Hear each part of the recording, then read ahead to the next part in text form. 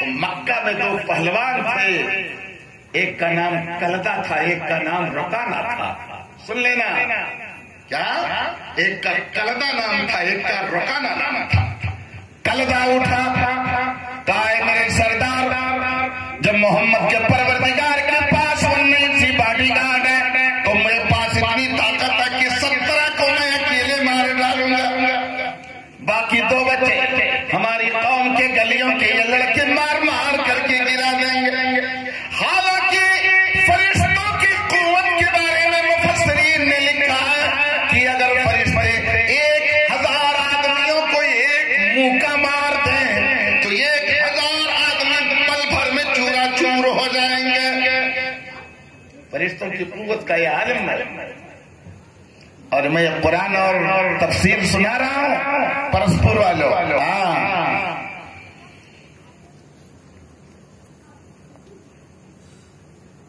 کلدہ نے چیلنج بول دیا، چیلنج بولا، کہا مکہ والوں اب میری لڑائی آر پار ہوگی. کیا کہا میری لڑائی آر پار ہوگی.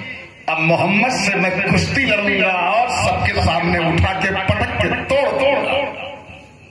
دبلا پتلا پیغمبر فاقہ کرنے والا. میرے ہندو بھائیوں فاقہ کرتے تھے ہمارے نبی.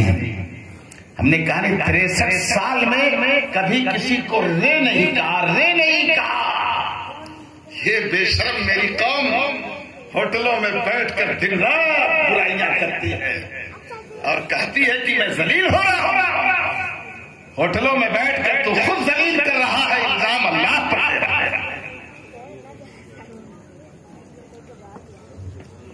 کلدہ پہلوان اس نے کہا کہ اے مکہ والو، محمد سے میری کشتی کرا دو، میں محمد سے لڑوں گا.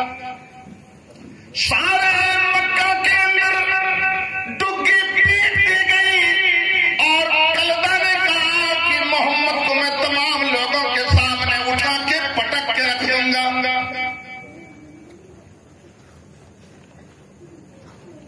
اللہ کے رسول کو خبر ہوئی، صحابہ نے بتایا جو لوگ ایمان لائے تھے کہ یا رسول اللہ کلدہ آپ سے لڑنا چاہتا ہے، کشتی کرنا چاہتا ہے. اللہ کے نبی نے کہا میرے ساتھیوں اگر یہ خبر صحیح ہے کہ مجھ سے لڑنا چاہتا ہے تو محمد بھی 2 ہاتھ کرنے کے لیے تیار ہے. کہا میں بھی تیار ہوں، میں پیچھے نہیں ہوں.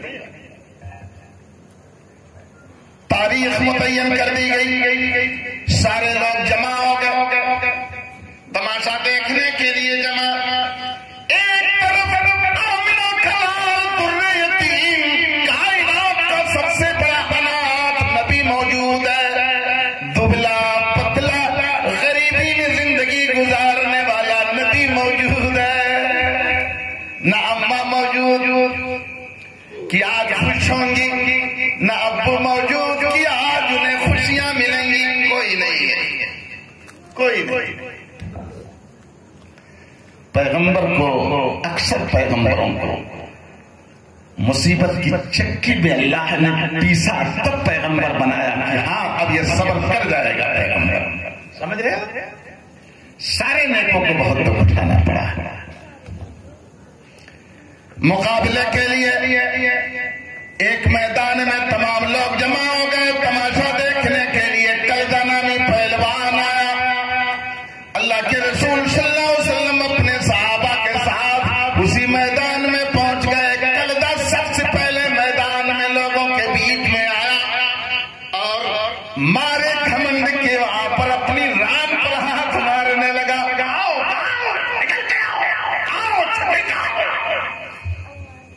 مارے گھمنڈ کے پک رہا ہے. اللہ کے رسول صحابہ کے بیچ میں سب لوگ جمع ہیں. لوگوں سے کہا ہٹ جاؤ، یہ مجھ سے لڑنا چاہتا ہے. کہا مجھے تو نہیں لڑنا تھا، میں لڑنے کے لیے نہیں آیا ہوں دنیا میں، لیکن یہ مجھ سے اگر لڑنا چاہتا ہے تو ٹھیک ہے میں اس سے لڑ ہی لیتا ہوں. اللہ کے نبی صلی اللہ علیہ وسلم لوگوں کے بیچ اسی میدان میں اتر گئے. کلدہ کھڑا ہے. اللہ کے رسول صلی اللہ علیہ وسلم کی طرف ہاتھ بڑھایا کہ آؤ ہاتھ ملاؤ. اللہ کے رسول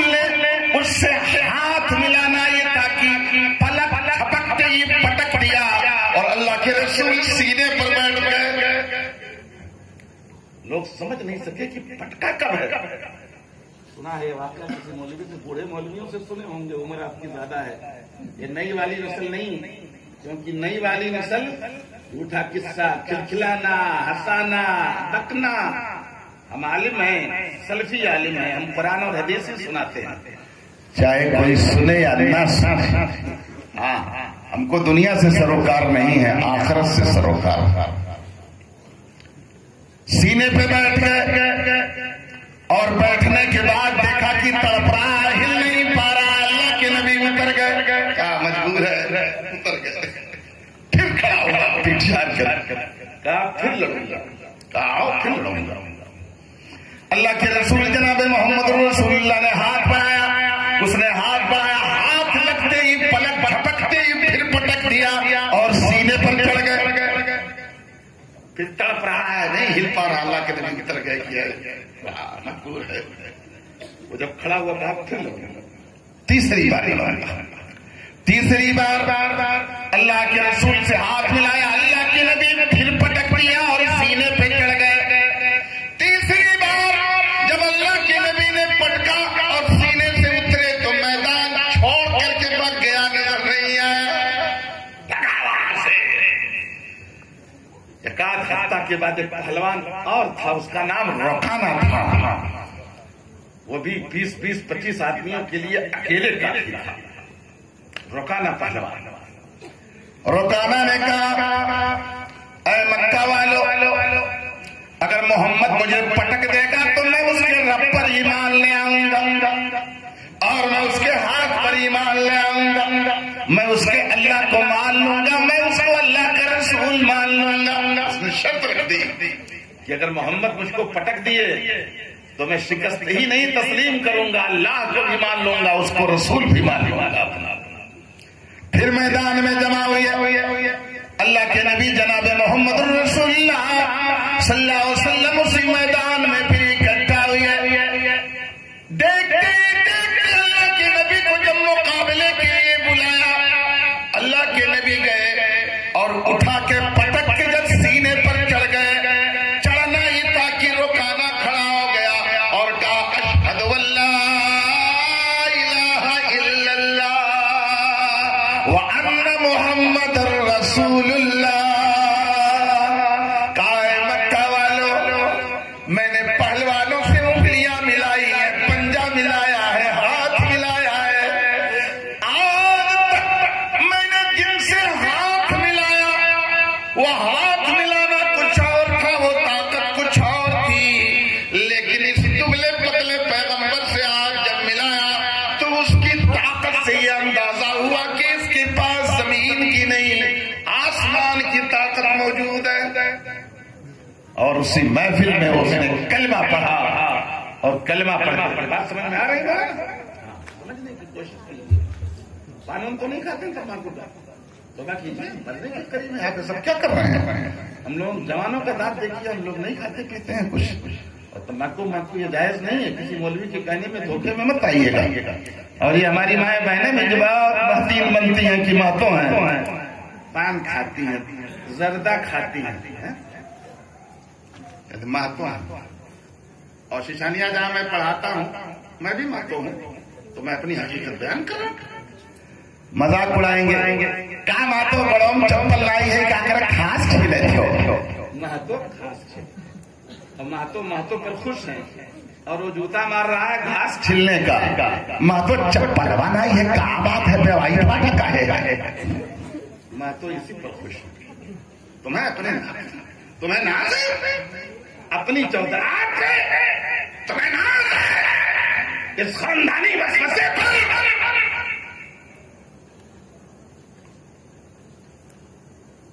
کتنی حیرت کی بات ہے. اللہ کے نبی جناب محمد رسول اللہ صلی اللہ علیہ وسلم اسی مکے میں, اور ایک آدمی مکہ میں اللہ نے 12 بیٹا اسے دے رکھا ہے, اور اتنی دولت دے رکھی ہے کہ طائف کے اندر اس کا باغ اتنا بڑا ہے کہ اس کے باغ میں 12 مہینے پھل نظر آ رہا ہے. 12 مہینے ایسے باغ لگوائے تھے, جب جائیے تب پھل نظر آتا ہے, جب جائیے تب پھل نظر آتا ہے.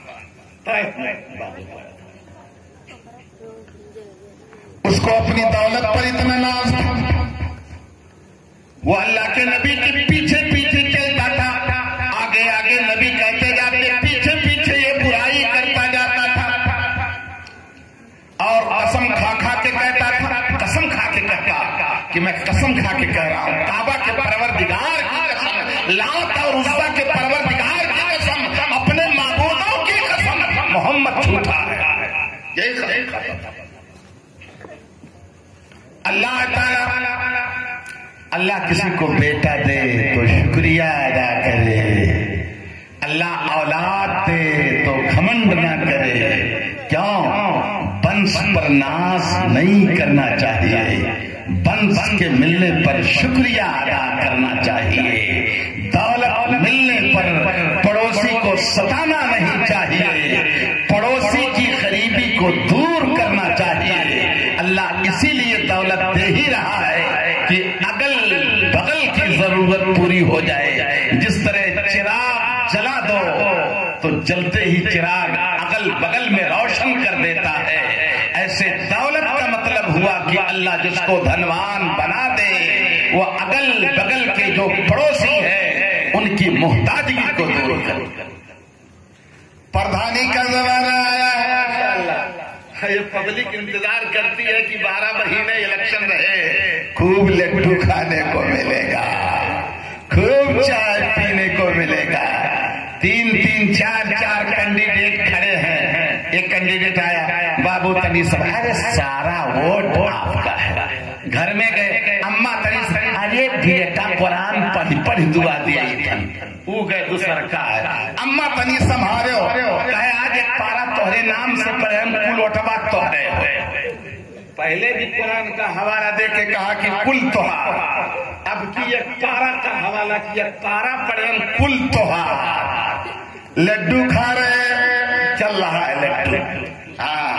ہم کہا تھا کہ کاش یہ 12 مہینے ایسے چلتا رہتا، ہاں تو پھر کم سے کم رواں تو جھاڑ لیا جا، ہاں رواں کون نور اللہ بابا، ہاں بکرا گوشت 600 روپے کی، اب وہ رہے تھے کہ کہوں کونو پردھانی کھڑا ہو جائے تو کھلاوت تو کم سے کم 1 کلو ہڈی سامنے رکھی رکھا ہے۔ اس قوم کا یہ ہے۔ اور پرسپور والوں سن لو، تعریف نہیں کر رہا ہوں، نوگڑھ میں جس وارڈ میں رہتا ہوں، دیہات میں پردھان ہوتے ہیں، قصبوں میں سبھاسد ہوتے ہیں، چیئرمین ہوتے ہیں۔ میرے وارڈ کے پردھان نے میرا کارڈ بنوا دیا مجھ کو خوش کرنے کے لیے کہ مولانا میں نے آپ کا پیلا کارڈ بنوایا ہے، آپ کو چاول ملے گا، گیہوں ملے گا، تیل ملے گا۔ میں نے سر اٹھایا، جب میرے چہرے کو دیکھا تو کہا مل صاحب کیا؟ میں نے کہا کہ بے عزت کرنا تھا تو میں ہی تھا، کس نے تم سے کہا تھا کہ میرا کارڈ بناؤ؟ کیوں بنوایا؟ میں نے تو کبھی نہیں کہا تھا تم سے۔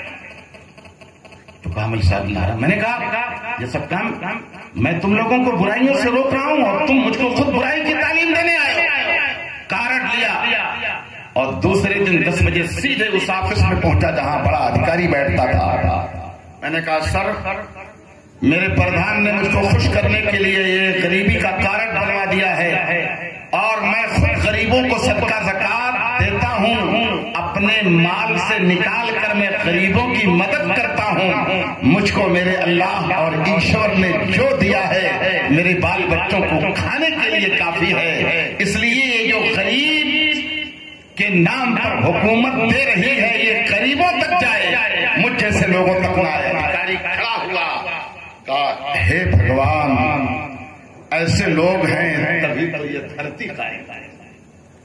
کارڈ بنوا رہا، 25 بیگھا جوتا ہے، بیٹا بمبئی کما رہا ہے، رات میں اٹھ کر جا کے تعجب میں پڑ رہا ہے یہ جھوٹا مقدار، اور غریبوں کی دولت کو ہانپنے والا سرکار نے غریبوں کے لیے یہ سب متعین کیا ہے کہ میرے ملک کے، میرے دیش کے غریب کھائیں گے، لیکن یہ بے ایمان نماز کو بہانہ بنا رہا ہے اور اذان کا بہانہ بنا رہا ہے، تہجد کا بہانہ بنا رہا ہے، یہ ڈھال بنا کر کے چوری کر رہا ہے کہ مجھ کو دیکھیں گے نمازی ہے، مجھ کو دیکھیں گے تہجد پڑھ رہا ہے، تم کو شرم نہیں آتی کہ حکومت نے غریبوں کے لیے متعین کیا ہے کہ میرے ملک میں غریبوں کی غریبی دور ہو جائے؟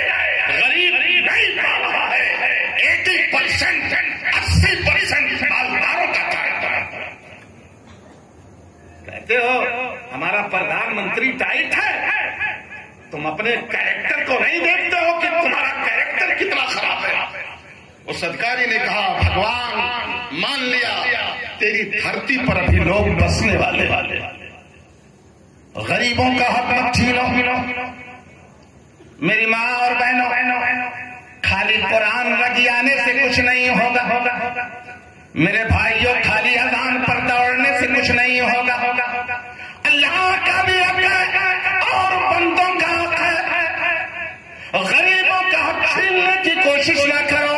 غریبوں کے لیے آپ کے دھن میں جو اللہ نے حق رکھا ہے، آپ عشر نکال کر کے، زکات نکال کر کے غریبوں کی مدد کرو۔ اور سرکار نے جو ایک باؤنڈری بنائی ہے کہ اگر اتنی کمائی ہے تو تم غریب ہو، اس کے اوپر اگر تمہاری کمائی ہے تو تم غریب نہ ہو۔ آپ 20 کلو چاول کے لیے، 20 کلو گیہوں کے لیے آپ چوری نہ کرو۔ چوری چوری ہے، چاہے حکومت کی چوری کرو، چاہے اپنے پڑوسی کی چوری کرو، چوری چوری مانی جائے گی، کسی کی بھی چوری کرو۔ مائک والے بھیا کیا نام ہے؟ میں جان بوجھ کے پوچھ رہا ہوں، ہاں اسی لیے میں پوچھ رہا ہوں۔ پنڈت لوگ ایسی تقریر کرتے ہیں؟ نہیں کرتے۔ جو میں بتا رہا ہوں، میں اپنی قوم کو سمجھا رہا ہوں، جو غریبوں کے لیے میری سرکار نے متعین کیا ہے، غریبوں کو کھانے دو۔ اور یہ غریب اگر سچائی سے پا جائیں، یہ جو پردھانی کا معاملہ، پردھانی کے لیے کیوں جنگ ہے بھائی؟ میں کہتا ہوں جو کام کر رہا اس کو ووٹ دے دو، اور ووٹ دینے کے لیے ہوٹلوں پہ کیوں جاتے ہو؟ ووٹ دینے کے لیے غریبی کا حوالہ کیوں دیتے ہو؟ اگر اچھا ہے تو ووٹ دے دو۔ یہ پرچار نہیں کر رہا ہوں، میں سماج کی برائی کو دور کر رہا ہوں۔ یہ سماج اتنا خراب ہے۔ ہمارے بھی گاؤں میں میرا پردھان تھا، کام کر رہا تھا، اس نے کہا مل صاحب میری مدد کر دو۔ لے لو، ابھی ذات کا ہریجن ہے، میرے یہاں سے ضلع پنچایت لڑ رہا، کہا مل صاحب میں آپ کا چھوٹا بھائی ہوں، میری مدد کر دو۔ میں نے کہا میں تم کو مدد کرتا ہوں۔ وہ لڑ رہا ہے، میرے گاؤں کا ہے، میں اس لیے دے رہا ہوں کہ جیتے گا تو میرے گاؤں میں کام کر دے گا۔ میرا کچھ نہیں، میں سرکاری آدمی ہوں، میں سرکاری آدمی ہوں، میں سرکار کے کسی فنڈ کو نہیں لے سکتا ہوں، چوری سے میں لے سکتا ہوں، لیکن میں اعلان کر دیتا ہوں ادھکاریوں سے کہ میں سرکاری آدمی ہوں، میں اس کو ٹک نہیں کر سکتا ہوں۔ اس ملک میں، اس ہندوستان میں اگر یہ پبلک درست ہو جائے تو ہندوستان کو سونے کی جو چڑیا کہا گیا ہے، آج بھی یہ سونے کی چڑیا ہے۔ اگر سچائی سے غریبوں کے ہاں سارا فنڈ پہنچ جائے تو سارے غریبوں کی غریبی دور ہو جائے۔ اور یہ مسلمان ان کو جو قرآن ملا ہے، قرآن میں جو عشر و زکات کا نظام ہے، اگر یہ قوم سچائی سے اپنا لے تو ان کے گاؤں میں کوئی غریب نہیں۔ ہمارے یہاں قانون ہے 20 من غلہ پیدا ہوگا تو گیہوں اگر ہے تو 20 حصہ میں سے 1 حصہ کرنا پڑے گا، اور اگر دھان ہے تو 10 حصہ میں سے 1 حصہ کرنا پڑے گا۔ سونا ہے قیمت لگا کے 2.5% دینا پڑے گا اگر 7.5 تولہ ہے۔ اور اللہ نے یہ کہا یہ میرے غریب بندوں کا حق ہے، تمہارے دھن میں تم کو دینا، تم کو ادا کرنا پڑے گا۔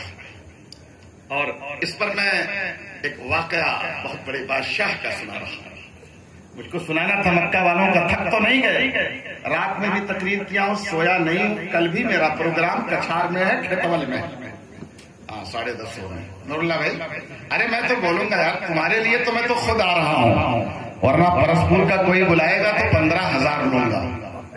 کیوں ہنسے نہیں؟ نور اللہ کے بارے میں آپ کیا جانتے ہو؟ یہاں سے ذبح کرتا ہے بکرا اور سرا میرے نوگڑھ پہنچتا ہے، میں تو مانگتا نہیں ہوں، یہ آدمی محبت میں پہنچاتا ہے۔ اور تمہارا یہ حال ہے کہ آج تک 10 بار آیا، کسی نے چائے بھی نہیں پوچھا کہ مل صاحب چائے پی لو، نور اللہ بھائی پیسہ دیں تو پبلک چائے پلاتی ہے، میں تو دھس مرنے کا مقام سمجھتا ہوں. اور تمہیں آزمانا ہو میرے دروازے پہ آ کے دیکھو، میرے دروازے پہ چپکے سے کسی دن آ کر کے دیکھ لو، میں رہوں یا نہ رہوں، خالی میرے برآمدے میں بیٹھ جاؤ بس. پھر یہ دیکھو میرے بچے کیا کرتے ہیں. کیوں؟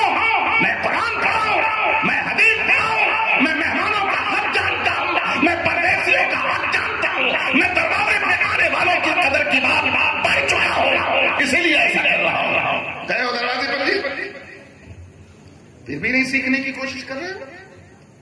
کیا بنو گے؟ سیکھنے کی کوشش کرو. یہ ہمارے بیٹے وغیرہ ہیں، ان سب کو میں نے ٹرینڈ کیا ہے. میں رہوں یا نہ رہوں، گیٹ کھلے گا، اندر بیٹھا ہو، پانی چائے پوچھ کر کے تب اس کے بعد کسی کو رخصت کرو. جو آدمی اپنے مہمانوں کی قدر کرتا ہے اس کے گھر میں اللہ برکت کا خزانہ اترا ہوتا ہے، اس کے گھر میں گھٹتا نہیں کوئی چیز. اور یہ بمبئی کے سیٹ سے کیا ہوتا ہے؟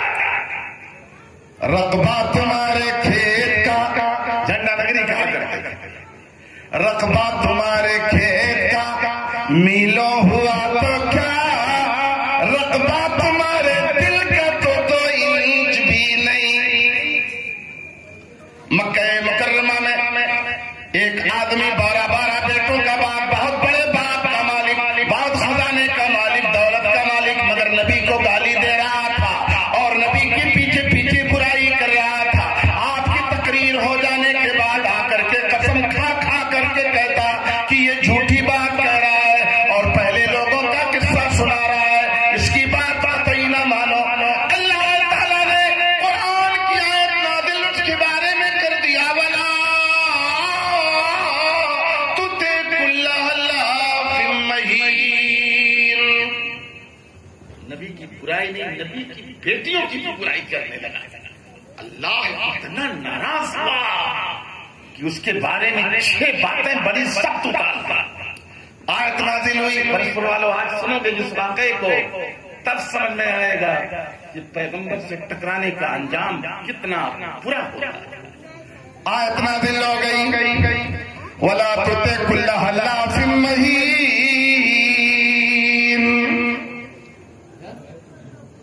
حَمَّازٍ عُتُلٍّ بَعْدَ ذَلِكَ زَنِيمٍ. 5 برائی کیا اللہ نے، اس کی کیا کیا؟ 5 برائی کیا. کیا کہا؟ وَلَا تُطِعْ كُلَّ حَلَّافٍ مَّهِينٍ. میری ماں بہنوں سننا، وَلَا تُطِعْ كُلَّ حَلَّافٍ مَّهِينٍ. اے میرے نبی، یہ جو بہت زیادہ قسم کھا رہا ہے، اس کی بات کبھی بھی نہیں ماننا، اس پر یقین کبھی بھی نہیں کرنا. حلاف مہین. کیا کہا؟ پرسپور والوں زندہ ہونا، سن رہے ہو نا تقریر؟ ارے بول دو یار. ارے کمی ہوگی تو اصلاح کر لینا، کیونکہ اگر دل پر اٹیک ہو رہا ہے تو اس کا مطلب کہ کوئی چیز ہے، اس کو دور کر لو، اللہ راضی ہو جائے گا. اللہ تو چاہتا ہے بندوں سے یہی. وَلَا تُطِعْ كُلَّ حَلَّافٍ مَّهِينٍ. اے میرے نبی، یہ جو زیادہ قسم کھا رہا ہے اس کی بات مت مانو. مہین و ذلیل، حماز مشاء بنمیم، بہت بڑا چغلا اور چغل خور ہے. بہت بڑا مغرور اور گھمنڈی ہے، بہت بڑا ناز نخرے دکھانے والا ہے، اپنے بیٹوں اور اپنی دولت پر بہت زیادہ غرور کر رہا ہے. اتلم بعد ذلک ظلیم. اور چھٹی برائی ہے کہ وہ اپنے باپ کا اصل میں نہیں ہے. کیا کہہ دیا قرآن نے؟ سن رہے ہیں چاچا؟ کیا اللہ نے کہا؟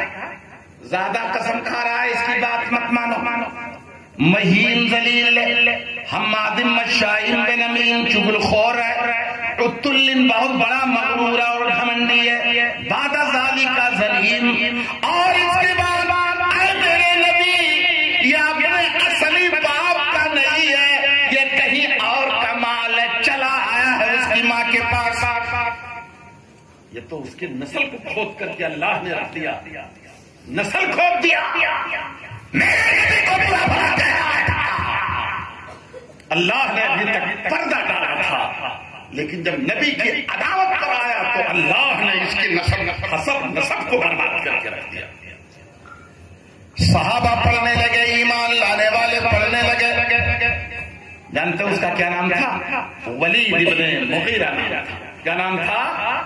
12 بیٹے تھے، اور اس کے 12 بیٹوں میں 3 بیٹے ایمان لائے۔ اسی کا بیٹا خالد ابن ولید جو اسلام کے بہت بڑے کمانڈر گزرے، اسی کا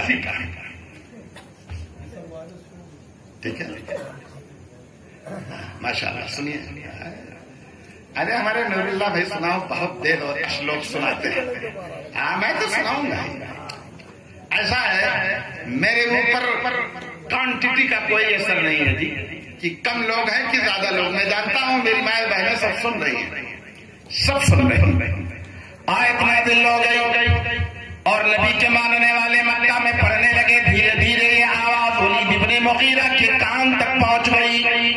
ولید ابن مغیرہ نے جب یہ سنا تو غور کرنے لگا، ارے یہ تو ساری برائی میری ہو رہی ہے، میں ہی زیادہ قسم کھا رہا ہوں، اور میں ہی ذلیل ہوں، میں ہی بہت زیادہ گھمنڈ کرتا ہوں، اور میں ہی سب سے زیادہ محمد کی چغلی کھا رہا ہوں۔ لیکن ایک بات محمد اور پڑھوا رہا ہے کہ میں اپنے اصلی باپ کا نہیں ہوں، یہ میں کہاں سے معلوم کروں؟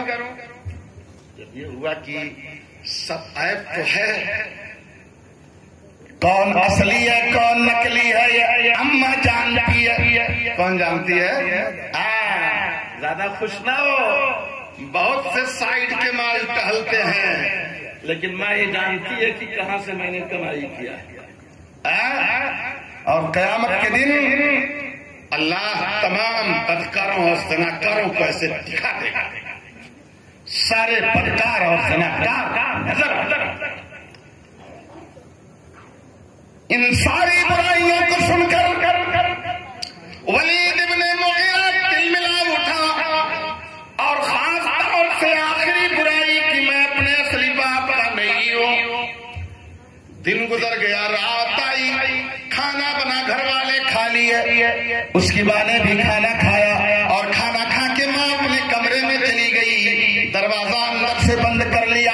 جب سب سو گئے، ولید ابن مغیرہ نے تلوار نکالی، تلوار کو بے نیام کر لیا، بے نیام کر کے سیدھے اپنی ماں کے کمرے کی طرف چلا گیا۔ اماں دروازہ کھولو، کنڈی کھٹکھٹائی، کہا دروازہ کھولو، کٹ کٹ کی آواز ماری۔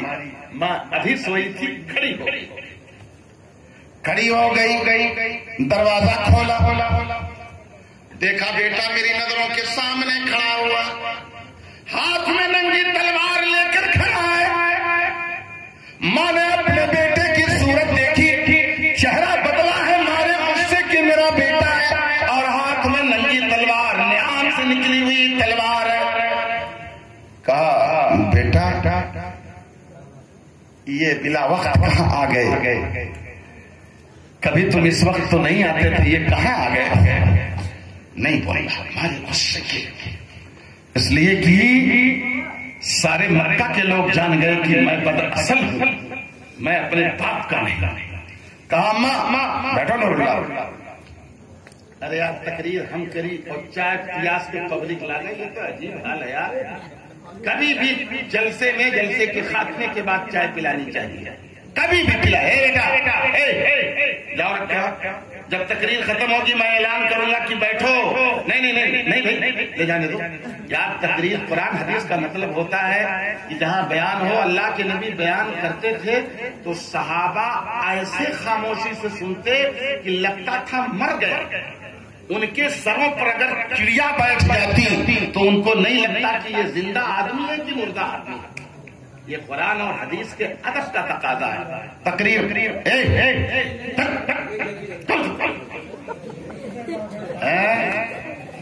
میں تقریر میں کر رہا ہوں، پسینہ مجھ کو ہو رہا ہے، محنت میں کر رہا ہوں، کرسی پہ بیٹھ کر کے گٹر گٹر گٹر گٹر بلا چاہے کہ تم تقریر بھی نہیں سن سکتے ہو، تم لوگ نہیں روک سکتے ہو۔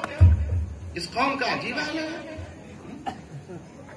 ارے ٹھیک ہے، پردانی کا سیزن چل رہا ہے، لوگ مجبوراً پلائیں گے کھلائیں گے ابھی، لیکن یہ موسم بہار ہے، خزاں بھی آئے گی، پتجھڑ بھی آئے گا، گھبرائیے نہیں، پتجھڑ بھی آئے گی۔ تلوار لے کر کھڑا ماں سامی سامی نظر آ رہی، کہاں بیٹا بولتے کیوں نہیں ہو؟ آخر خاموش کہو۔ ولید ابن مغیرہ اپنی ماں سے کہنے لگا کہ اماں تمہیں معلوم ہے کہ محمد سے میری کتنی دشمنی ہے، میں اس کی کتنی برائی کتنی چغلی کرتا ہوں، آج محمد اور محمد کے ساتھی میری برائی کر رہے ہیں، 5 6 برائی کر رہے ہیں، اے اماں ساری برائی میرے اندر موجود ہے، لیکن یہ کہ اتنی خطرناک بات وہ لوگ کہہ رہے ہیں کہ جب سے میں نے سنا ہے مجھ کو قرار نہیں مل رہا ہے، سکون نہیں مل رہا ہے، تب سے میں بہت بے قرار ہوں، اور اماں آج تم کو سچ سچ بتانا پڑے گا، اگر تم نے جھوٹ بول دیا تو اسی تلوار سے تیری گردن کاٹ دوں گا۔ کہا یہ سب پوچھنے آیا ہے، بتانا پڑے گا۔ ارے بیٹا بتاؤ نا آخر کیا بات۔ ولید ابن مغیرہ کی ماں اسی کمرے میں، ولید ابن مغیرہ کی ماں اسی کمرے میں پڑی ہوئی ہے اور ساری حقیقت بیان کر رہی ہے۔ جب ولید ابن مغیرہ نے سب کچھ پوچھ لیا تو ولید ابن مغیرہ کی ماں نے کہا کہ اے ولید، یہ ساری بات جو مکہ کے اندر پھیلی ہوئی ہے اس بات کی حقیقت ہے۔ اے میرے بیٹے، یہ سچ ہے کہ تو اپنے باپ کا اصلی بیٹا نہیں ہے۔ کیا کہا؟ تو اپنے باپ کا اصلی بیٹا نہیں ہے۔ ولید ابن مغیرہ کہنے لگا اماں تو میں کس کا بیٹا ہوں؟ کس کا؟ اللہ اکبر۔ کہا اماں میں کس کا بیٹا ہوں، میرا باپ کون ہے؟ ولید ابن مغیرہ کی تلوار نیچے آ گئی۔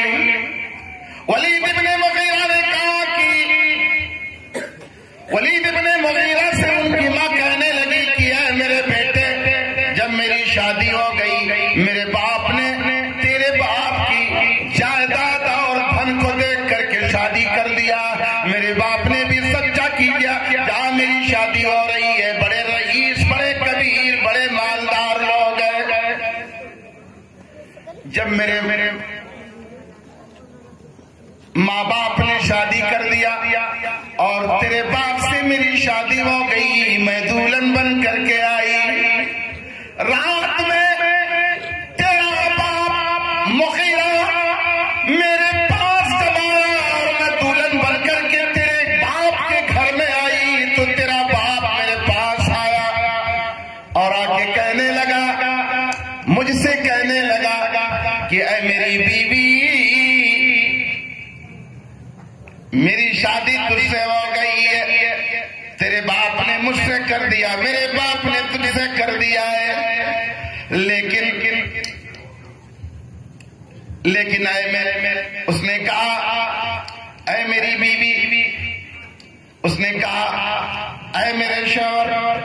ولید ابن مغیرہ نے اپنی بیوی سے کہا کہ اے میری بیوی، اگرچہ تم مالدار کے گھر میں آ گئی لیکن میں تیرے لائق نہیں ہوں، میں عورت کے لائق نہیں ہوں، میں بیوی کے لائق نہیں ہوں، میں مخنث ہوں۔ کیا کہا؟ میں مخنث ہوں، یعنی میں ہجڑا۔ ترجمہ کر دیتا ہوں، بہت سے لوگ مخنث کا معنی نہیں جانتے ہیں، تھوڑا سا میں بہت کھلا لفظ نہیں بولتا ہوں، لیکن جہاں سمجھ میں نہ آئے تو بولنا ہی پڑے گا نا، تاکہ آپ سمجھ جاؤ۔ ولید ابن مغیرہ نے اپنی ماں سے پوچھا، ولید ابن مغیرہ کا باپ مغیرہ اپنی بیوی سے کہنے لگا کہ تمہاری مرضی ہے، اگر چاہو تو تم میرے گھر رہو، یا تو تم اپنے باپ کے گھر چلی جاؤ اور جا کر کے تم دوسری شادی کر لو۔ لیکن ولید ابن مغیرہ کی ماں نے سوچا کہ اگر میں دوسری شادی کر لوں گا تو میرے خاندان کی عزت چلی جائے گی، میں صبر کر کے دن گزار لوں۔ گھر میں بیٹھی ہے، کہا ہے میرے بیٹے شادی کے 2-4 سال گزر گئے، میں تیرے باپ کے دھن کو دیکھتی تھی، اونٹوں کو دیکھتی تھی، بھیڑوں اور بکریوں کو دیکھتی تھی، سوچتی تھی یہ کروڑوں کروڑ کا مال ہے، میں مر جاؤں گی، میرا شوہر مر جائے گا، پڑوسی لے لیں گے، خاندان والے لے لیں گے، یہی میں سوچتی رہی۔ ایک دن میرے دل میں شیطان گھسا کہ لاؤ کیوں نہ میں غلط کام کر بیٹھوں کہ بچہ پیدا ہو جائے اور وہ بچہ میرے وطن سے ہوگا تو میرا بیٹا ہوگا اور میری جائیداد کا مالک ہو جائے گا۔ اس لیے اے میرے بیٹے میں نے یہ سوچا، اور تیرے باپ کی بکری جو چرواہا چرا رہا تھا اسی چرواہے سے میرا غلط تعلق ہو گیا، تو اپنے باپ کا نہیں اسی چرواہے کا بیٹا ہے۔ انہیں مولوی سنائے رہا، تو بتاؤ نہیں نا؟ اسی طرح سے میں پرانے زمانے کے مولویوں کی تقریر کرتا ہوں، یہ نئی نسل والی نہیں کرتا ہوں۔ پرانے زمانے کے علماء قرآن اور حدیث سناتے ہیں، سمجھ رہے ہیں، اور لوگ سن کر کے بدل کر کے جاتے تھے، اور آج کل ہنستے، ارے بڑا مزہ آیا، خوب ہنسا آیا، کیا کیا؟ خوب ہنسا آیا۔ کیسے؟ ایک بڑا بیوقوف بادشاہ کیا تھا، تھوڑا سا میں بھی اسی اسٹائل میں ایک چیز سنا رہا ہوں۔ بڑا بیوقوف بادشاہ، مگر اس کو قصہ سننے کا بہت شوق تھا، تو قصہ سنتا، درباری وزیر بیٹھتے کرسی لگا کے ایسے ہی اسٹیج پر بادشاہ بیٹھتا، تو لوگ قصہ سنانے والے کو اتہاس سے پہلے بوڑھے بوڑھے جو قصہ کوڑا پر خوب سناتے تھے، مگر بادشاہ اتنا کا نقل تھا، قصہ سنانے والا سناتے سناتے جب قصہ ختم کر دیتا، کہتا اور سناؤ، کہتا بادشاہ قصہ ختم ہو گیا، کہا اس کی گردن مار، اس نے قصہ کیوں ختم کر دیا، بس وہی گردن مار۔ ایسے نور اللہ بھائی، ارے بھائی تمہارے گاؤں میں 50 چھگڑی تمہیں ذبح کرے کو 50 جب کاٹ دے وہ تو گنگا والے سے کہو اور لاؤ، تو انہوں نے کہ یہ وہ ہمارے بیٹھے ہوئے ہیں، لے کاٹو، جب چھگڑیے اور آئی گئی تو کربو گا۔ ہاں بھائی ہر چیز کا اینڈ ہے نا، ہر چیز کا اینڈ ہے۔ بادشاہ مگر اتنا بھی بیوقوف تھا کہ قصہ ختم ہو جاتا، کہا اور سنا، ارے بادشاہ ختم ہو گیا، کہا کیسے ختم ہو گیا، کیوں ختم کر دیا، ارے بادشاہ یہیں تک بچے ہے، کہا اس کی گردن۔ ایسے ہی علاقے کے سینکڑوں قصہ کہنے والے مار دیے گئے، تو ایک بڑا ہوشیار کنوار آدمی تھا، اس نے کہا یار یہ تو پورا علاقہ تہس نہس کر دے گا، یہ گدھا پیدا ہو گیا ہے، یہ بادشاہ ہے کہ کیا ہے، کہیں سے بھانگ دھتورا کھا کر کے گدھا آ گیا، بھانگ دھتورا گدھے کو کھلا دو تو دانت سے بھی کاٹے گا، لات سے بھی مارے گا، چاہے اس کا دھوبی مالک ہی کیوں نہ ہو۔ وہ گوار جب وزیر ڈھونڈنے کے لیے گئے کہ بادشاہ کو قصہ کو چاہیے، قصہ سنانے والا چاہیے، وہی گاؤں کا دیہاتی آدمی سامنے آیا، کہا بادشاہ کے وزیروں کہیں نہ ڈھونڈو، میں بہت بھاری بھاری قصہ سناتا ہوں۔ تو انہوں نے سمجھن کی بڑا احمق ملا، انائس میں کہا کہ گردن مار جاتا ہے، سمجھن کی پاگل کونوں ہوئے، رتیا یہاں تقریر کرت رہے، تو آخر میں ڈبا ڈبا بڑوار کہا رہا، مہن کولا بڑے بڑے لوگ ہیں، بڑے عزت دار لوگ، مجھ کو سدھارتھ نگر میں اس کیٹیگری کا کوئی گاؤں آج تک نہیں ملا، اور میں اگر کہہ دوں صبح ناشتے کے وقت درجنوں دعوتیں تھیں، درجنوں دعوتیں تھیں، میں نے کہہ دیا کہ میں میرے بہت پروگرام ہوئے ہیں، میں نے کہا میں سدھارتھ نگر کے تمام گاؤں میں ٹہلا ہوں، لیکن اس کیٹیگری کا بہت سلیقے سے بسے، یہ آپ کے گاؤں کی طرح نہیں، یہ تو مجھ کو شہروں سے بھی خراب یہاں کی آبادی لگتی ہے، اتنے غلط طریقے سے لوگ بسے ہوئے ہیں، اتنی کھیتیاں نکل کر کے باہر بسنا چاہیے. کشادہ رسول نے کشادہ مکان کی تمنا کیا ہے اور سعادت خوش بختی کی بات کہی ہے کہ اگر کسی کو نیک بیوی مل جائے, اچھی سواری مل جائے, اچھا پڑوسی مل جائے, کشادہ مکان مل جائے تو وہ سعادت مند انسان ہے. اور ایسا گھر اس گاؤں میں ہے کہ MLA اور MP کے مکان ویسے ہوتے ہیں. تو لوگوں نے تو وہی تقریر کے بعد ایک تقریر سننے کے لیے بیٹھا, ایک پاگل سا آ گیا میرے سامنے, آیا, پلکی مارا اور جب لگا پھانکنے تو میں نے کہا کہ بابو بہت کم کھا رہے ہو, بہت زیادہ کھا رہا ہے. میں نے کہا اتنا کم کیوں کھا رہے ہو؟ تو کہا نہیں ابھی اور زیادہ کھاؤں گا. میں نے سوچا کہ یا اللہ ابھی یہ حال ہے, بعد کا کیا حال ہوگا. ہاں تو میں نے بعد میں لوگوں نے کہا یہ پاگل ہے. اس آدمی نے جب بلا کر کے وزیروں سے کہا آؤ وزیروں میں قصہ سناؤں گا, تو وزیروں نے سمجھا کہ یہ کوئی پاگلوں دیوانہ ہے, شاید اس کو خبر نہیں ہے کہ گردن مار دی جائے گی. کہا آج میں چلوں گا, پکڑ کر اسی وقت میں چلوں گا اور شام تک میں بیٹھا رہوں گا, جب قصہ سنانے کا وقت آئے گا تو میں قصہ سناؤں گا. وہ چلا گیا. کال بچے اس کے گھر میں رو رہے ہیں کہ ابا گئے, ابا چلا گئے. اب سویرے ان کے کفن دفن ہوئی, تجہیز تکفین ہوئی. ہاں رات گزری, کھانا کھائے, لگا اسٹیج وزیر بیٹھے. اس احمد بادشاہ نے کہا بلاؤ قصہ کو, تو کہا آیا, سامنے کھڑا ہو گیا. کہا جہاں پناہ, کہا بولو. کہا آج میں آپ کو بہت اچھا قصہ سنانا چاہتا ہوں. کہا میں اچھا قصہ سنتا ہی نہیں, شروع کرو. کہا بادشاہ ایک بہت بڑا کنواں تھا. کہا پھر؟ کہا لاکھوں سال پرانا کنواں تھا. کہا پھر؟ کہا ہزاروں جگہ سے اس کی اینٹیں نکل گئی.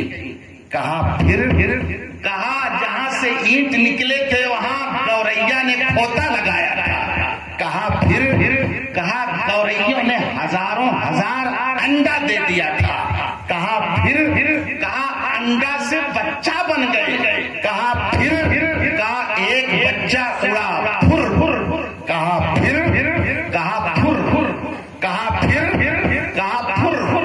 کہا پھر؟ کہا پھر. کہا پھر. کہا پھر. کہا پھر. کہا پھر. کہا پھر. کہا پھر. کہا پھر. کہا پھر. کہا پھر. کہا پھر. کب تک تیرا پھر چلے گا؟ اللہ بھائی بادشاہ نے کہا کب تک تیرا پھر چلے گا؟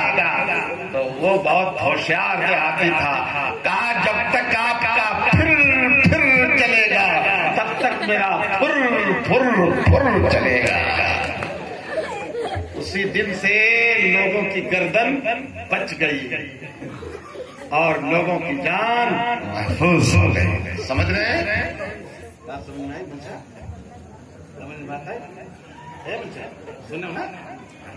سنا بھائی صاحب؟ ہاں یہ معاملہ ہے.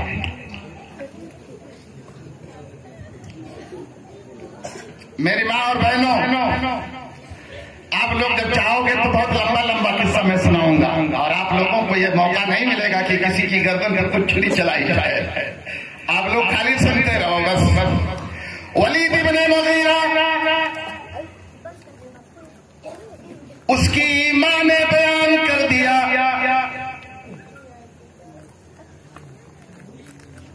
کہ اے میرے بیٹے, اپنی جائیداد بچانے کے لیے, دولت بچانے کے لیے میں نے یہ سوچا کہ یہ بکری کا چرانے والا یہ گلریا, یہ جو بکری چلا رہا ہے اسی سے میں نے اپنا ناجائز تعلق قائم کر لیا. اے میرے بیٹے, تم اسی کے نطفے سے پیدا ہوئی ہے. اللہ تعالیٰ نے کلئی کھول دی, اللہ تعالیٰ نے سارا پردہ ہٹا دیا. رسول تو عالم کی جن لوگوں نے دشمنی کیا, اللہ تعالیٰ نے ان کو بے عزت کر کے رکھ دیا. میرے عزیزوں اور دوستوں, اس لیے ہماری اور آپ کی یہ ذمہ داری ہے, ہماری اور آپ کی یہ ذمہ داری بنتی ہے کہ ہم کسی کی غیبت نہ کریں, ہم کسی کی چغلی نہ کریں. ہم لوگ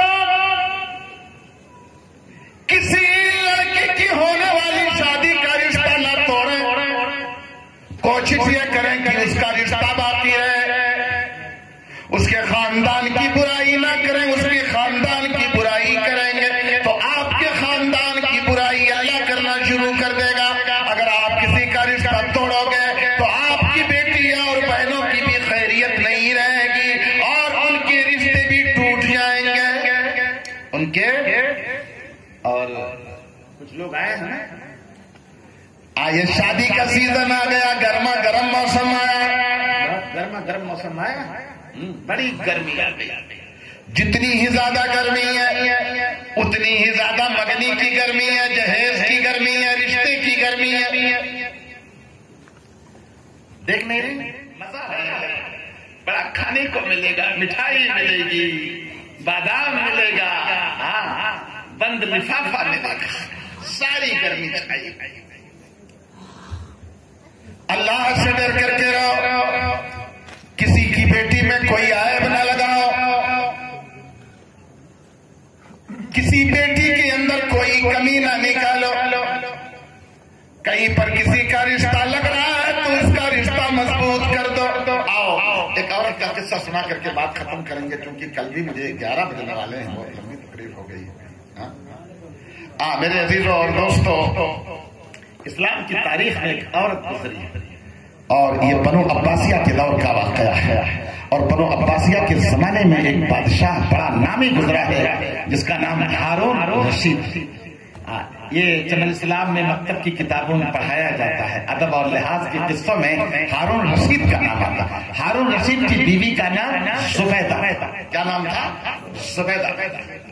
ہارون رشید کی بیوی. میری ماں اور بہنوں، آپ نیک کام کرو نا، نیک کام کرو. ایسی عورتوں کی ضرورت ہے جو نیک کام کریں سماج میں. ہارون رشید کی بیوی زبیدہ نے خواب دیکھا. خواب دیکھنے کے بعد اپنی لونڈی کو بلایا.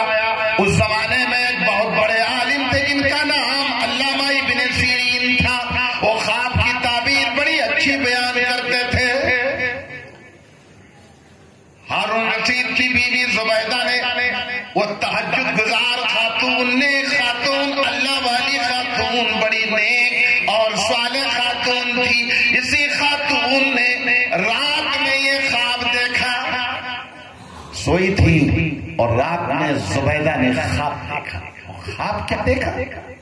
خواب دیکھا وہ دیکھ رہی ہے کہ امیر ہو، غریب ہو، مقیم ہو، مسافر ہو، قریبی ہو، دور کا ہو، سارے کے سارے لوگ انہوں نے خواب دیکھا. ہارون رشید کی بیوی زبیدہ نے دیکھا کہ دنیا کے سارے لوگ میرے ساتھ زنا کر رہے ہیں. کیا خواب دیکھا؟ کہ میرے ساتھ کرداری کرے. یہ خواب دیکھا. ہارون رشید کی بیوی نے جب یہ خواب دیکھا تو گھبرا گئی کہ اللہ، میں نے گناہ کیا کیا تھا کہ میں نے اتنا گندا خواب دیکھا، اتنا ناپاک خواب کہ چھوٹے بڑے امیر غریب سب میرے ساتھ بدکاری کر رہے ہیں. ہارون رشید کی بیوی زبیدہ نے سوچا کہ لاؤ اس کا خواب معلوم کر لیں، تعبیر معلوم کر لیں. انہوں نے اپنی ایک لوڈی کو بلایا، کہا چلی جاؤ علامہ ابن سیرین کے پاس. اس زمانے کے بہت بڑے عالم تھے جو خواب کی تعبیر بتاتے تھے، ان کا نام علامہ ابن سیرین تھا. ہارون رشید نے اپنی لوڈی کو بلایا اور لوڈی سے کہا تم علامہ کے پاس چلی جاؤ. زبیدہ نے کہا میں نے یہ خواب دیکھا ہے. اپنی لوڈی سے جا کے کہا کہ علامہ سے کہہ دینا میرا نام نہیں بتانا، بلکہ تم یہ کہنا کہ یہ خواب میں نے خود دیکھا ہے. یہ مت کہنا کہ ہارون رشید کی بیوی زبیدہ نے یہ خواب دیکھا ہے. میرا نام مت بتانا، تم یہ کہہ دینا کہ یہ خواب میں نے خود دیکھا ہے. لوڈی گئی مولانا کے گھر گئی، سلام کیا، مولانا نے جواب دیا پردے کی اوٹ سے خیر خیریت ہوتی رہی. کہا کون ہو؟ کہا میں ہارون رشید کی بیوی زبیدہ کی خادمہ ہوں، نوکرانی ہوں. اور کہا کیسے آئی ہو؟ کہا مولانا میں نے رات میں ایک خواب دیکھا ہے اور دیکھنے کے بعد میں بہت گھبرا گئی ہوں، اسی کی تعبیر میں پوچھنے کے لیے آئی. آپ اسی کو بتلا دیجیے. کہا کیا خواب دیکھی ہو؟ کہا مولانا کہتے ہوئے شرم آ رہی ہے، زبان پر وہ باتیں نہیں لا پا رہی ہوں. کہا بیان کرو نا. کہا مولانا رات سوئی تھی، میں نے یہ دیکھا کہ چھوٹا بڑا امیر غریب قریب کا دور کا سارے لوگ میرے ساتھ بدکاری کر رہے ہیں. میں گھبرا گئی ہوں مولانا، میں نے اتنا گندا خواب دیکھا. مولانا نے سنا تو کہا یہ خواب تو تمہارا نہیں لگ رہا ہے، یہ خواب تو تمہارا نہیں لگ رہا ہے. کہا نہیں مولانا میں نے ہی دیکھا ہے. کہا نہیں یہ خواب نہیں تمہارا نہیں. بس وہیں سے چل لوٹ کے گئی اور دربار میں پہنچی زبیدہ کے پاس، ہارون رشید کی بیوی کے پاس. کہا ہماری مالکن مولانا نے تو انکار کر دیا، جب میں نے بیان کیا تو انہوں نے کہا تمہارا خواب نہیں ہو سکتا، یہ خواب تم نے نہیں دیکھا ہے. اور کئی بار میں نے انکار کیا لیکن ماننے کو تیار نہیں. کہا جاؤ اور سیدھے میرا نام بتا دینا کہ ٹھیک ہے میں نے نہیں دیکھا ہے، ہارون رشید کی بیوی زبیدہ کا یہ خواب. لوٹ کر کے آئی وہ اور آنے کے بعد کہا کہ ہاں مولانا یقیناً وہ خواب میرا نہیں ہے، یہ ہارون رشید کی بیوی زبیدہ کا. یہ خواب ایسی عورت دیکھ سکتی ہے، یہ خواب ایسی ہی عورت دیکھ سکتی ہے. مولانا نے کہا جا کے ہارون کی بیوی زبیدہ سے کہہ دینا کہ اللہ تعالیٰ ان کے ہاتھ سے یہ اتنا بڑا کام لینے والا ہے جس کام سے امیر غریب چھوٹا بڑا مقیم مسافر اور پوری دنیا کے لوگ فائدہ اٹھائیں گے. ایک کام ہونے والا ہے، اس کا فائدہ سب کو پہنچنے والا ہے. سن رہے ہو؟ خواب ایسا تھوڑا نہ ہے. آپ جو دیکھتے ہو خواب 3 طرح کے ہوتے ہیں، اللہ کی طرف سے، فرشتوں کی طرف سے، شیطان کی طرف سے. تو جو نیک لوگ ہوتے ہیں، اور خواب کو نبوت کا 46واں حصہ بھی کہا گیا ہے. اب وہی نہیں ہے، اب خواب سچے باقی رہ گئے. خواب سچے باقی رہ گئے. بنارس جامعہ سلفیہ کے جو شیخ الجامعہ تھے مولانا رئیس الہار ندوی، یہ یہیں کے رہنے والے تھے، باسی کے پورب کے، بہت مشہور گاؤں بھٹیا.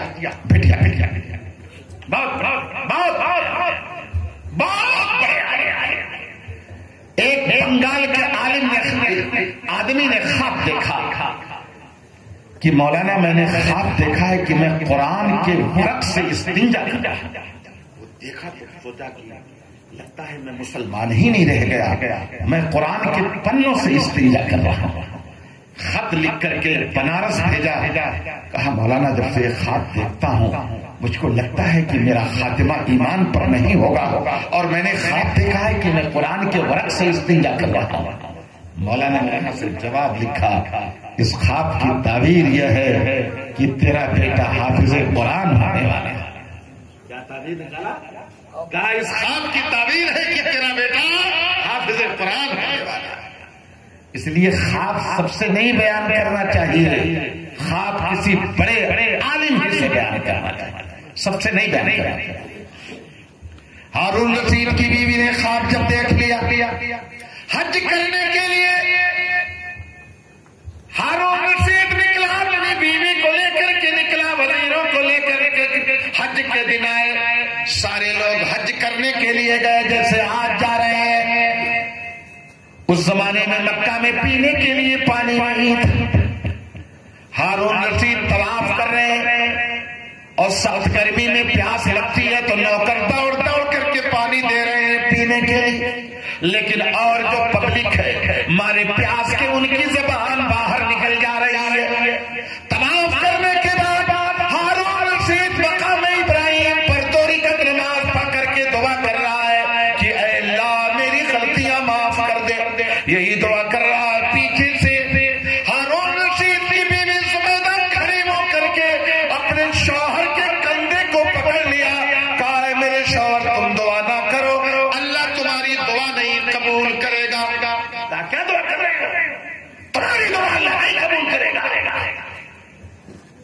اٹھائے تو دیکھا پیچھے بیوی کھڑی ہے، اور بیوی کہہ رہی تمہاری دعا نہیں قبول کرے گا. دعا ختم کیا، کہا آخر بیگم ایسا کیوں کہہ رہی ہو؟ کہا بادشاہ ہو نا، حج کر رہے ہو، پیاس لگ رہی ہے، نوکر پانی لے کر کے دوڑ کر کے پانی پلا رہے ہیں، اور تمہاری یہ جنتا جو تمہاری رعایا تمہاری حکومت کے لوگ ہیں، ان کو پیاس لگتی ہے، انہیں زبان باہر نکل آئی ہے. قیامت کے دن جواب کیا دو گے جب اللہ پوچھے گا کہ تم پانی پیتے تھے اور پبلک کی زبان پیاس سے نکلتی تھی؟ تمہاری دعا قبول نہیں ہو. اس کے دماغ کا پردہ کھل گیا، لوٹ کر کے آیا، حج پورا کر لیا. آیا، آنے کے بعد ایک دن اپنی بیوی زبیدہ کو اپنے کمرے میں بلایا، کہا اے زبیدہ تم میری بیوی ہو اور تم میری وفادار بیوی ہو، تم اپنے شوہر کی مدد کرو کہ تمہارے شوہر کو اللہ جنت دے دے. ایسا کرو، میرے پاس حکومت کا بہت کام ہے، میں یہ کام تجھ سے کروانا چاہتا ہوں. کہا کیا؟ کہا مکہ میں پانی کی پینے کا انتظام تم کر دو. کہا یہ ذمہ داری بیوی تم لے لو اور اللہ کے ہاں پکڑنے سے مجھ کو بچا لو. اب مکہ میں کیا کیا سوکھی پہاڑیاں ہیں. مکہ کے ان سرداروں نے نبی سے کہا تھا کہ اگر تم سچے رسول ہو تو اپنے اللہ سے کہا دو یہ پہاڑیاں اڑا دے اور یہاں نہر بن جائے، ہم لوگ خوب پانی میں موج مستی کریں. تو اللہ کے نبی نے کہا میں اس کام کے لیے نہیں آیا ہوں. زبیدہ نے ذمہ داری لے لی. لینے کے بعد انجینئروں کو بلایا، کہا جاؤ مکہ کی پہاڑیوں میں چھان ڈالو کہ پانی کہاں ملے گا. بڑے بڑے انجینئر چلے گئے، کہیں بھی پانی نہیں ملا. وادی حنین میں پہاڑی کے قریب گئے، مکہ کے قریب ایک وادی ہے جس کا نام وادی حنین ہے. وادی حنین میں انجینئر گئے، ایک پہاڑی سے ایک بوند پانی ٹپک رہا تھا کہ 10 گھنٹہ میں ایک گگری بھرے. 10 گھنٹہ آئے لوٹ کر اور کہنے لگے کہ ہماری مالکن. زبیدہ سن رہی ہے، انجینئر کہہ رہے ہیں کہ ہماری مالکن پانی تو ملا ہے لیکن وہ دودھ سے بھی زیادہ قیمتی ہے، بڑی مشکل سے پانی نکلے گا. زبیدہ نے انجینئروں سے کہا کیا انجینئروں یہ اعلان کر دو کہ ہارون رشید کی بیوی زبیدہ نے کہا کہ وادی حنین میں نہر کھودنی ہے، اعلان کر دو کہ کوئی ایک پھاوڑا مارے گا تو اس کے بدلے میں ایک اشرفی دوں گی. اعلان کرو پوری حکومت میں کہ اگر کوئی ایک پھاوڑا مارے گا تو میں ایک اشرفی دوں گی. معمولی روپیہ نہیں، ایک پھاوڑے کے بدلے میں وہاں تو لاکھوں کروڑ پھاوڑے لگنے والے تھے. پہاڑیاں توڑی گئی، توڑنے کے بعد نہر تیار ہو گئی. ابھی 30-40 سال پہلے تک اس نہر کے نشانات تھے. بوڑھوں نے دیکھا ہے، جو بوڑھے ہمارے باپ دادا نے جو حج کیا ہے وہ نہر کے زبیدہ کے نہر کے نشانات باقی. نہر تیار ہو گئی، پانی کے پینے کا انتظام ہو گیا، چاروں طرف پانی ہی پانی ہو گیا. اور جب پانی کی نہر تیار ہو گئی تو زبیدہ نے اعلان کیا کہ اس کی خوشی میں دریائے دجلہ کے اندر جشن مناؤں گی. دارالخلافہ بغداد تھا اور بغداد میں دجلہ ندی بہتی تھی. کون ندی؟ دریائے دجلہ. دریائے دجلہ میں اعلان ہوا، کشتیاں دریائے دجلہ میں سجا دی گئی. اعلان کیا کہ سارے انجینئر اپنے رجسٹر کو لے کر کے آئے اور دریائے دجلہ میں جشن منانے کے وقت انجینئروں کا حساب کیا جائے گا کہ ان لوگوں نے کتنی ایمانداری سے کام کروایا ہے. اب انجینئر بھی ڈرے ہیں کہ حساب میں کہیں غلطی نہ نکل جائے. سینکڑوں کشتیاں سجائی گئی اور چراغ اور قندیل، ہاتھ تو کمکما نے اس زمانے میں قندیل جلایا گیا. قندیل جلا دیے گئے، چراغ جلا دیے گئے، کشتیاں سینکڑوں سجا دی گئی. جس کشتی کے اوپر انجینئروں کے کام کے رجسٹر تھے، زبیدہ نے جب دیکھا کہ مقدار میں کشتی پہنچ گئی، کہا کہ رسی اور پتھر منگایا جائے. رسی اور رجسٹروں کو رسی اور پتھر کے ساتھ باندھ دیا جائے. میری ماں اور بہنوں، نیک خاتون کرنے کا پتھر سے سارے رجسٹروں کو باندھ دیا گیا اور باندھنے کے بعد آرڈر دے دیا گیا کہ سارے رجسٹروں کو دریائے کجلا کے اندر گرا دیا جائے. جب گرا دیا گیا لوگوں نے سوال کیا کہ ہماری مالکن، آپ نے تو حساب کرنے کے لیے کہا تھا یا آپ نے سارے رجسٹر کو دریا میں کیوں پھینکوا دیا؟ تو زبیدہ نے کہا کہ ترکت الحساب لیوم الحساب، کہا میں نے آج یہ حساب جو تم لوگوں سے نہیں لیا ہے، اس سے بڑا حساب اللہ مجھ سے کرنے والا ہے. اس دن کے حساب کے ڈر کی وجہ سے میں نے تم لوگوں کا حساب نہیں کیا. تو لوگوں کو فائدہ پہنچانے کے لیے زندہ رہیے.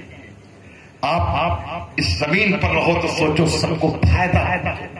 دلوں سے تنگ نظری ختم کرو، حسد ختم کر دو. اور یہ ہمارے نور اللہ بھائی ایسا نہیں کہ مجھ سے کہا کہ میرا پرچار کیجیے گا، لیکن یہ گاؤں کی ذمہ داری بنتی ہے کہ آپ کے گاؤں کے لوگ سب سے پہلے آنکھ بند کر کے ان کا سپورٹ کریں. باقی آپ کے پردھان ہیں، آپ کے پردھانوں میں جو اچھا کام کرے اس کا ساتھ دیجیے، وہی اس پر مہر نہیں، جو کام کرنے والا اس کا سپورٹ کیجیے. اللہ سے دعا ہے کہ اللہ دعا کروا. یہ تم لوگ بھی کرو گے. اس دن جلسہ ختم نہیں ہوا تھا، میں اس لیے کہہ کے چلا گیا تھا یہ چھوٹے چھوٹے بچے کی تقریر کریں گے، اب یہ لوگ دعا بھی نہ کروائیں تو ان کی غلطی ہے. دعا کے لیے ہاتھ اٹھاؤ. الحمدللہ رب العالمین والصلاۃ والسلام علی سید المرسلین وعلی آلہ وصحبہ اجمعین. اللہم صلی علی محمد وعلی آل محمد کما صلیت علی ابراہیم وعلی آل ابراہیم انک حمید مجید. اللہم بارک علی محمد وعلی آل محمد کما بارکت علی ابراہیم وعلی آل ابراہیم انک حمید مجید.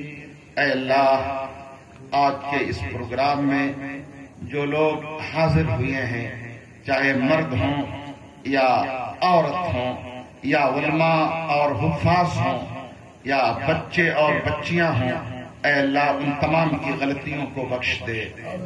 اے اللہ، ہم سب لوگ گنہگار ہیں، مگر مولا تیرا نام غفور ہے، بخشنے والا ہے. تو اپنی بخشش کا فیضان کر دے. اے اللہ، اس پروگرام کو جن لوگوں نے دامے درمے سخنے خرچ کر کے کروایا ہے، اس پروگرام کو تو ان کے لیے رحمت اور برکت کا سبب بنا دے. اے اللہ، ان کے لیے عزت کا سبب بنا دے. اے اللہ، تیرے دین کی دعوت ہو رہی ہے، اس کو تو قبول فرما لے.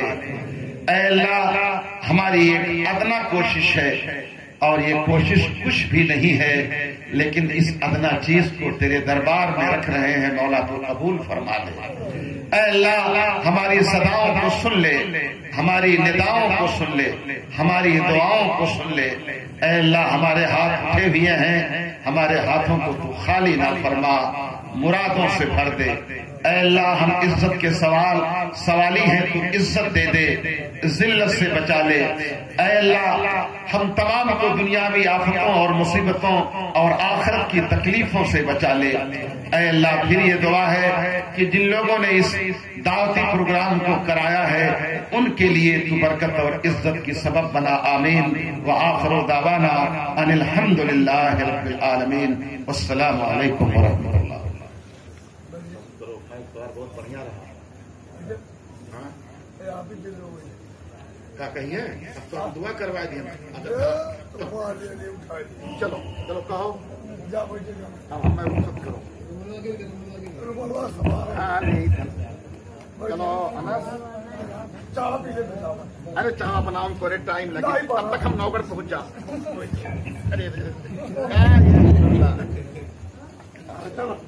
إن الحمد لله نحمده ونستعينه ونستغفره